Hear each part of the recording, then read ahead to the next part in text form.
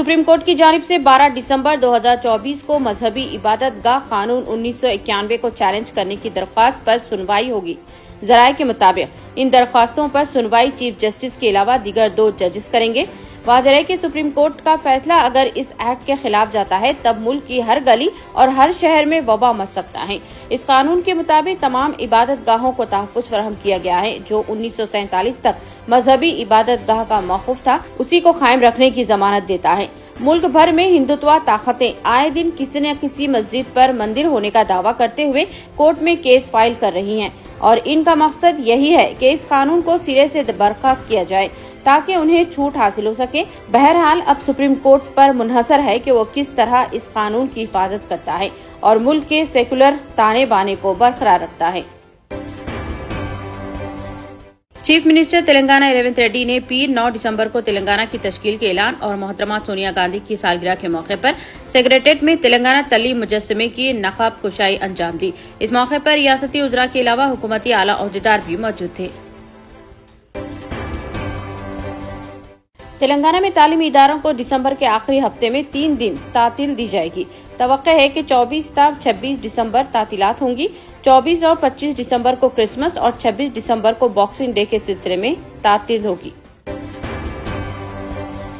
तेलंगाना में कांग्रेस हुकूमत की 1 साला मियाद की तकमील के मौके पर मनाए जाने वाले जश्न तकरीबात के एक हिस्से के तौर पर इतवार की शाम टैंक बैंड हैदराबाद में एक शानदार एयर शो मुनाकिद किया गया, जिसने शायकीन को बहुत मुतासिर किया। इस एयर शो का इफ्तिताह चीफ मिनिस्टर रेवंत रेड्डी ने किया। शो के दौरान 15 सूर्य किरण तैयारों ने शानदार फिजाई करतबबाजी की।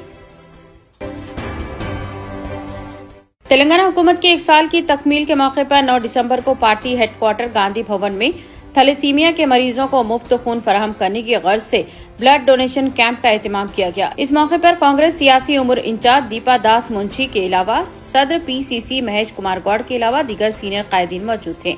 रुकने पार्लिमान अनिल कुमार यादव के अलावा दीगर कायदीन ने अपने खून का अतिया दिया। बाद जमा करदा खून थैलेसीमिया के मरीजों के लिए मुफ्त अतिया दिया गया।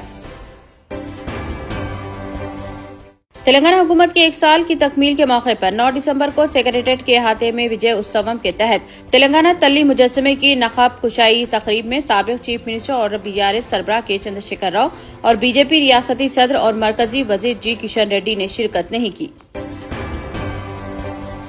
दारुल उलूम देवबंद, जो मगरबी उत्तर प्रदेश के सहारनपुर जिले में वाक़ है, न सिर्फ हिंदुस्तान बल्कि पूरी दुनिया में इस्लामी तालीम के एक बड़े मरकज के तौर पर जाना जाता है। यहाँ न सिर्फ मुल्क भर से बल्कि बैरून मुल्क से भी तलबा तालीम हासिल करने आते हैं, लेकिन अब ये तालीमी इदारे पर भी हिंदुत्व ताकतों की बुरी नजर है। कट्टर हिंदुत्व की अलंबरदार साध्वी प्राची ने कहा है कि दारुल उलूम के सर्वे और खुदवाई की जानी चाहिए, क्योंकि वहाँ भी एक मंदिर था। इस बयान ने सियासी बवाल पैदा किया। गुज़िश्ता जुमा को पेश आए वाक़े में जामा मस्जिद दिल्ली में नमाज जुमा के खुतबे के दौरान इमाम बुखारी रो पड़े और मुल्क के मौजूदा हालात पर वज़ीर आज़म मोदी से अपील की है कि इंसाफ करें, अब तक बहुत कुछ हो चुका है। तेलंगाना माइनॉरिटीज फाइनेंस कॉर्पोरेशन की जानिब से 3 नई स्कीमात के आगाज का ऐलान किया गया है। चेयरमैन उबैदुल्लाह कोतवाल के मुताबिक इंदिरम्मा महिला शक्ति के तहत अक़लियती ख़वातीन में सिलाई मशीनें तक़सीम करने, इंदिरम्मा महिला माइनॉरिटी योजना के तहत छोटे कारोबार शुरू करने के लिए 50,000 रुपये माली इमदाद और मूसी नदी के किनारे मुतासिर होने वाले माइनॉरिटी फैमिलीज को 2 लाख रुपये लोन फराहम करना शामिल है। मज़कूरा 2 लाख रुपये में 1,40,000 सब्सिडी होगी। तेलंगाना असेंबली का सरमाई इजलास 9 दिसंबर पीर को शुरू हुआ, जबकि सनतकार अडानी और चीफ मिनिस्टर रेवंत रेड्डी भाई भाई की तस्वीर वाली टी शर्ट पहनकर असेंबली पहुंचने वाले बीआरएस के अरकान असेंबली अरकान कौंसिल को असेंबली के गेट पर रोककर हिरासत में लिया गया, जिससे कुछ देर के लिए माहौल कशीदा देखा गया। तेलुगु फिल्म स्टार अल्लू अर्जुन की फिल्म पुष्पा 2 के प्रीमियर में खातून की मौत के बाद 3 अफराद को गिरफ्तार किया गया है। गिरफ्तार शुदा अफराद में सिक्योरिटी मैनेजर के साथ साथ संध्या थिएटर के मालिक और मैनेजर शामिल हैं। साबिक इंडियन ऑफिसर संजीव भट्ट को 27 साल पुराने हिरासती तशद्दुद केस 1997 में बरी कर दिया गया है। गुजरात की पोरबंदर अदालत के additional chief judicial magistrate Mukesh Pandya ने सबूत की कमी की वजह से भट्ट को शक का फायदा देते हुए बरी कर दिया। एक चौंका देने वाले वाक़े में मोहब्बत से इनकार पर लड़के ने इंटरमीडिएट की तालिबा पर पेट्रोल छिड़क कर आग लगा दी। ये वाक़या आंध्र प्रदेश के नंदियाल जिले के नंदी कोटकूर में पेश आया, जिसके नतीजे में तालिबा झुलस कर मौके पर ही हलाक हो गई। रियासत उत्तराखंड में एक खानदान को अपने बेटे की नाश को गाड़ी की छत से बांधकर ले जाना पड़ा, क्योंकि वो एम्बुलेंस का किराया बर्दाश्त करने की सकत नहीं रखते थे।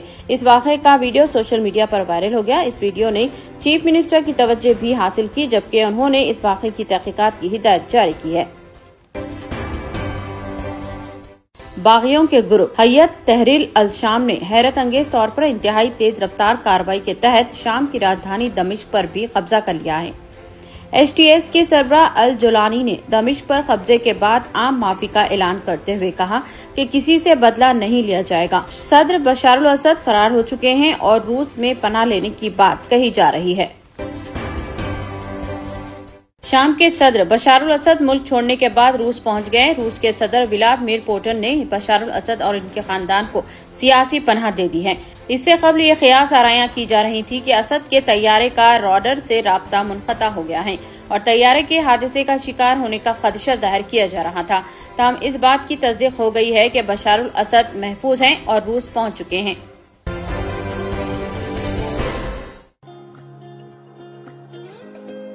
इतने कम दाम में इतने ज्यादा ऑफर्स, घर लेकर जाने में तकलीफ? No problem. अब आप घर बैठे ऑर्डर कीजिए और हम करेंगे फ्री होम डिलीवरी। अब होगी बचत घर बैठे। अपने शहर में सबसे सस्ता आपका रेड रोज स्मार्ट।